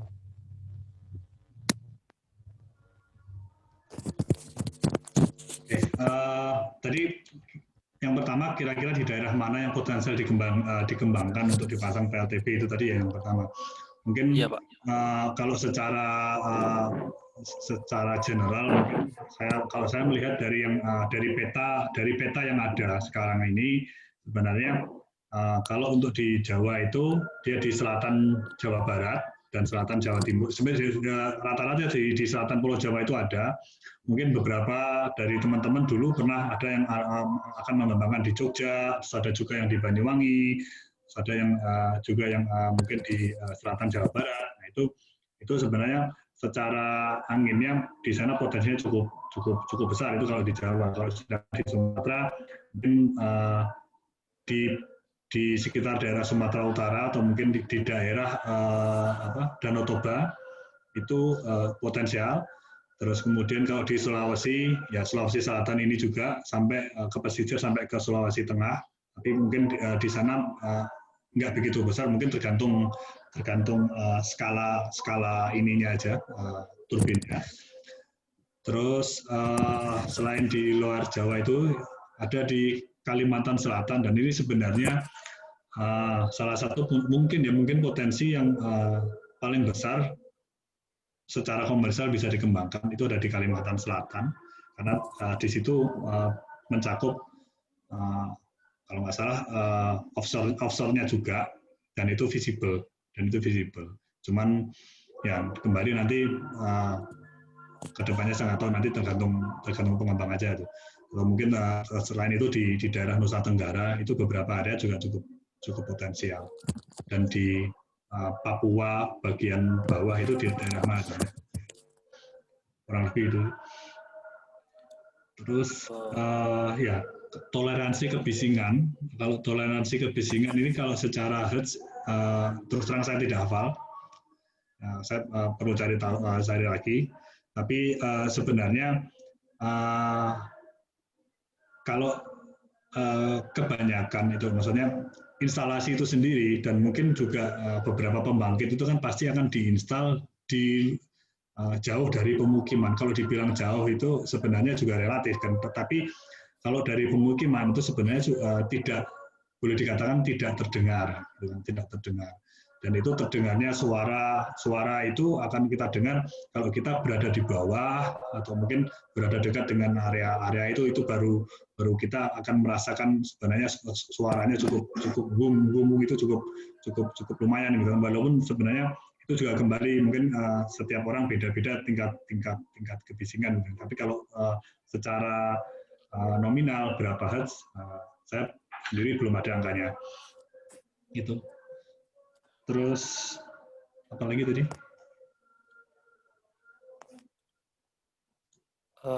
Potensi antara pemasangan yang skala kecil dengan skala besar, Pak. Oh ya, kalau mungkin sama dengan pertanyaan sebelumnya ya Pak Malik ya. Sebenarnya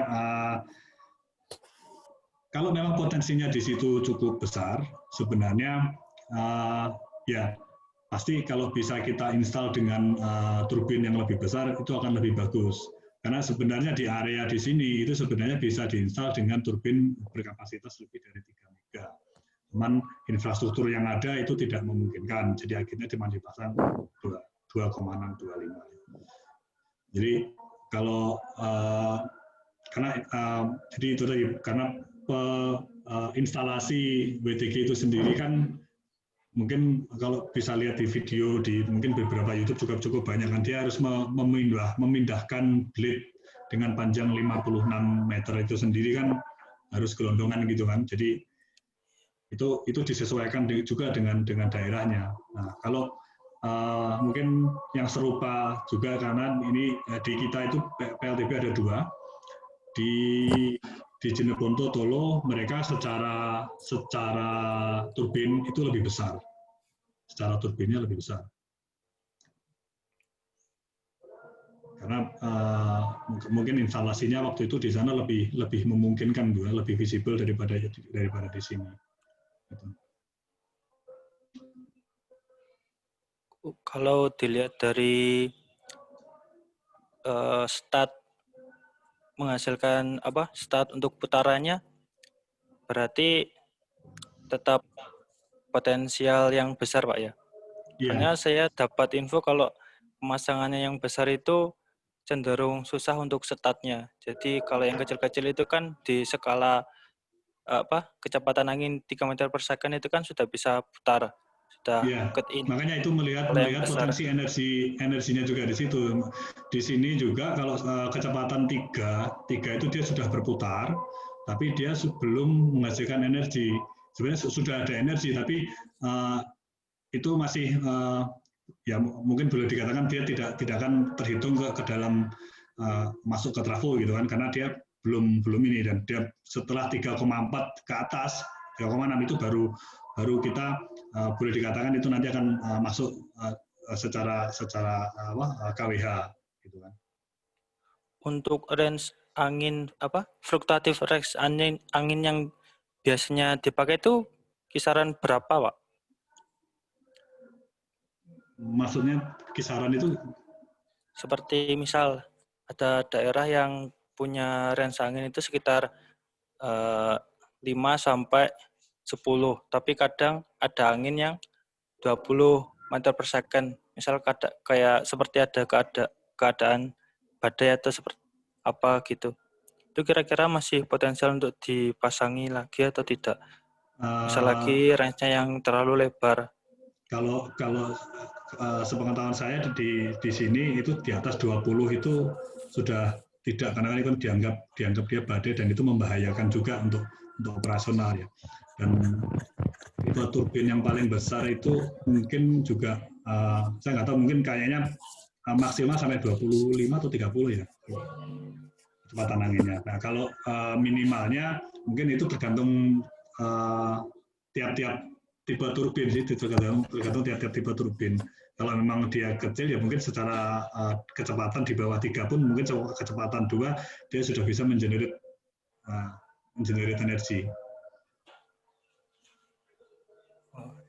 Kalau materialnya itu biasanya memakai apa, Pak? Fiberglass. Kalau dari sisi blade-nya ya. Itu dengan lifetime berapa tahun? Kalau warantinya itu 15 tahun. Itu berarti 25 tahun, bukan 15, 25 tahun. Itu berarti dipakai terus selama 20 tahun. Itu atau mungkin ketika ada perbedaan angin akan diperbarui lagi?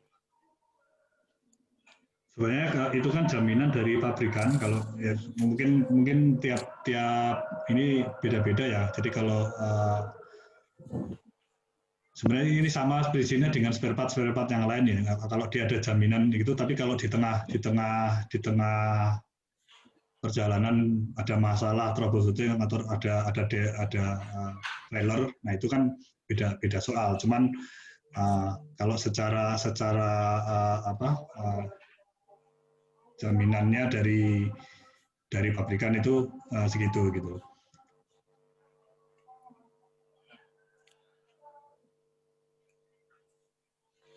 Oke, Kalau data angin itu, Mas Malik, gini, oh iya Bu. Pak Pribadi mungkin boleh share kontaknya nanti ke Mas Malik, gimana Pak? Oh, share gimana Bu?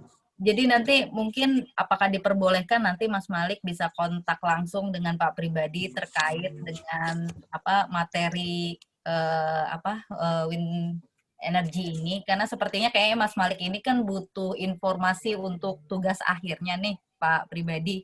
Kalau kita bicarakan ini di pertemuan ini nanti nggak selesai-selesai gitu loh. Kasihan buat Mas Malik, terus kasihan juga buat peserta yang lain gitu loh. Gitu Pak. Ya, silakan. Tadi di awal Mas Ardi share CV saya, di situ ada nomor HP saya.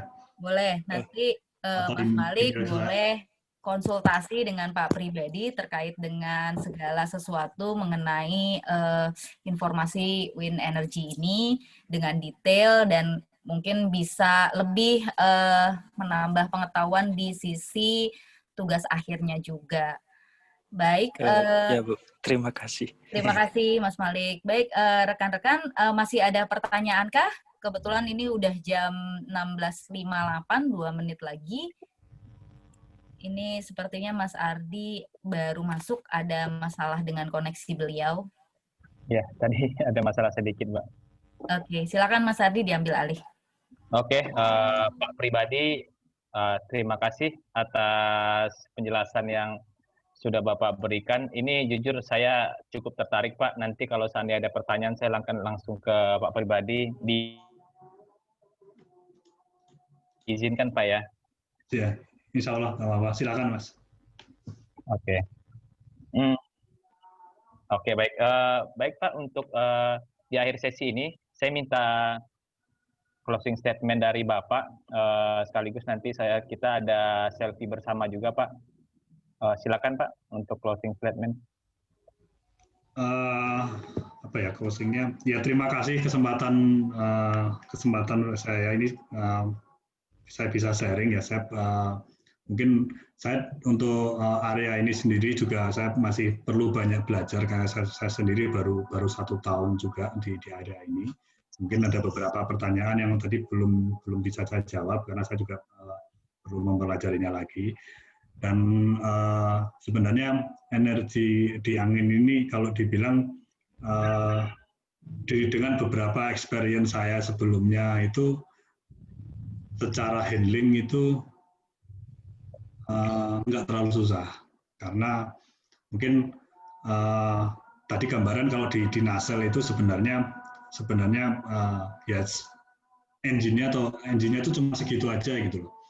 Yang menjadi permasalahan adalah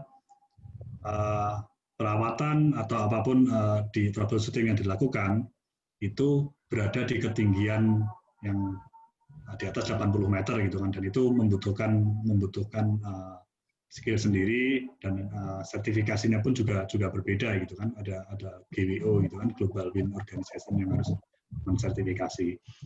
Dan harapan saya sih semoga ya untuk energi wind ini sendiri ke depan bisa lebih banyak juga, dan karena sebenarnya kalau beberapa daerah itu bisa menerapkan, apalagi mungkin saya kaitannya dengan kemarin lebih sering mengundang beberapa teman-teman atau yang berkunjung ke sini itu untuk sharing sebenarnya bagaimana implementasi wind ini sendiri dan bagaimana EBT ini dengan domestik yang lain gitu kan, kayak yang dilakukan oleh Pusat Studi Energi UGM itu bisa menggairahkan lokal manufaktur.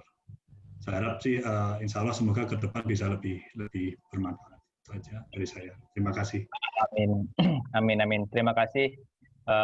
Kita untuk bahas renewable energy ini sebenarnya nggak ada habisnya Pak ya, karena dari renewable energy ini ada beberapa sektor-sektor, ada solar energy, ada wind energy, ada biofuel, dan lain sebagainya. Semoga bauran energi kita pada tahun 2025 itu dapat tercapai di angka 23% ya Pak ya, dan mudah-mudahan bukan tercapai karena proyek pemerintah ya Pak. Mudah-mudahan ada kontribusi dari masyarakat, ya bisa membantu Pak, itu baru keren menurut saya, Pak. Ya, amin. Oke, baik. Mungkin sesi kita sudah berakhir. Saya langsung bisa serahkan ke, boleh minta dibantu Mbak Deswita. Mungkin kita ada sesi ini, Mbak ya. Boleh. Selfie ya. Silakan teman-teman.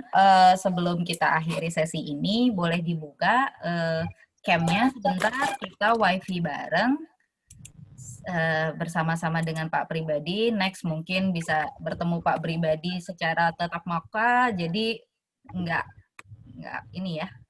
Oke, kebetulan di sini ada 3 page, jadi teman-teman, saya nggak tahu teman-teman ada di mana, page berapa, silakan ditahan.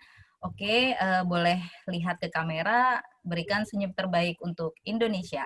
1, 2, 3. Oke, saya pindahkan dulu.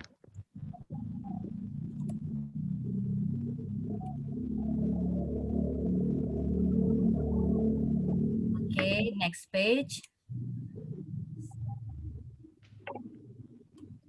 1, 2, 3.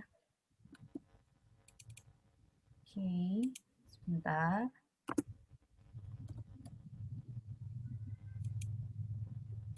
Page terakhir.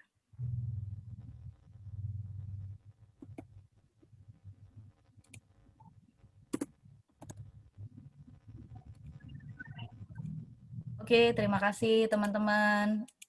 Dari saya sebagai admin Bangun Energi mengucapkan banyak terima kasih baik kepada Pak Pribadi Setiawan juga Mas Ardi Koto yang sudah memoderatori kita sore hari ini. Untuk teman-teman sukses semua. Jika ingin mendapatkan update kegiatan sesi Bangun Energi bisa dipantau di grup Telegram Bangun Energi dan di WA grup Bangun Energi. Terakhir, saya mengingatkan tetap dalam protokol COVID-19 untuk menjaga kesehatan, tetap memakai masker, tidak berkerumun, dan tetap sehat, sukses untuk kita semua. Jika ada kekurangan dari kami Bangun Energi, dari Pak Pribadi, dan dari Pak Ardi Koto, saya memohon maaf. Terima kasih. Wassalamualaikum warahmatullahi wabarakatuh. Selamat sore. Waalaikumsalam. Selamat sore. Sore semua. Terima kasih. Terima kasih. Terima kasih. Terima kasih Pak Pribadi. Terima kasih Pak Pribadi. Terima kasih Bu Novita, Mbak Novita. Oke, Saya izin saya tutup keluar. ya. Ini Saya izin keluar. boleh silakan Pak. Ini hostnya kembali ke Pak.